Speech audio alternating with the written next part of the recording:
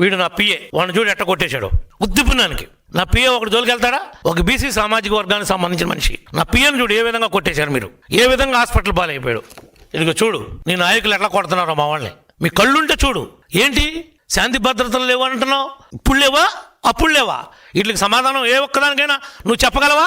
ఇప్పుడు రిజైన్ చేసేస్తా నువ్వు ఆన్సర్ చేస్తే. ఇప్పుడే చేస్తా, దా చూసుకుందాం ప్రజాక్షేత్రంలో.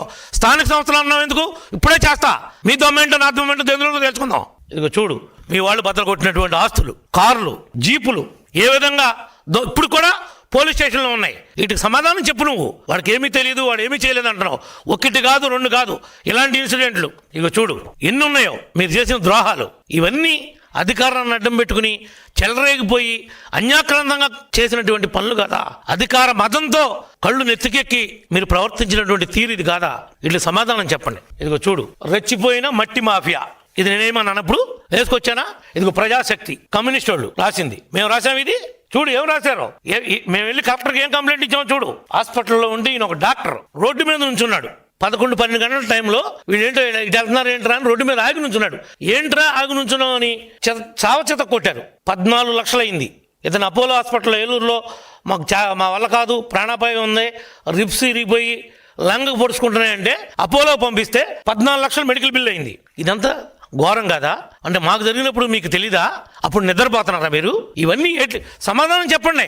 ఏమీ తెలియదని మాట్లాడుతున్నారు మీరు. చాలా ఇన్నోసెంట్ అంటున్నారు మీరు. ఇదిగో వీళ్ళంతా ఎవరు? రౌడీ షీటర్లు. ఎవరు వీళ్ళు? ఇదిగో చూడు ఒకరోజు ముందే వాళ్ళని తీసుకుని వచ్చి ఒకరోజు ముందే నీ తోటలో పెట్టుకుని ఇలాంటి రౌడీల్ని చూడండి. వాళ్ళంతా ఏ విధంగా ఉన్నారో రాడ్లు పెట్టుకుని కర్రలు పెట్టుకుని ఎవరిని కొడదామని వచ్చారా? ఎదురు మనం బొంకుతున్నారు మీరు. ఎవరిని కొడదామని వచ్చారు? వీళ్ళు ఎవరన్నా నా కాన్స్టిట్యున్సీ వాళ్ళ, నాకు సంబంధించిన వాళ్ళ, మా వాళ్ళ? నీ పార్టీ కార్యకర్తలు లేరా? నీ వైఎస్ఆర్ కుటుంబం అంతా ఉందన్నావుగా. తప్పు చేయకపోతే ఎందుకు ఆటలాడు అందరూ?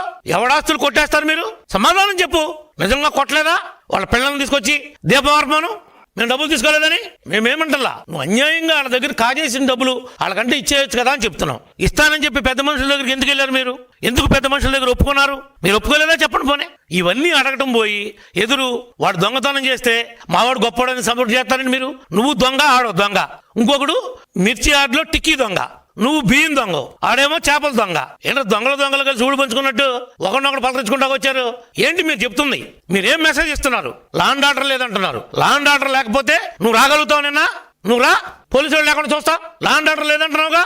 నిన్ను పంపించింది గౌరవంగా మాట్లాడిచ్చింది పరామర్శించింది పోలీసు వాళ్ళని బట్టే. పోలీసు పక్కాగా పని చేయబట్టే ఈ రోజు నువ్వు తిరుగుతున్నావు రోడ్డు మీద.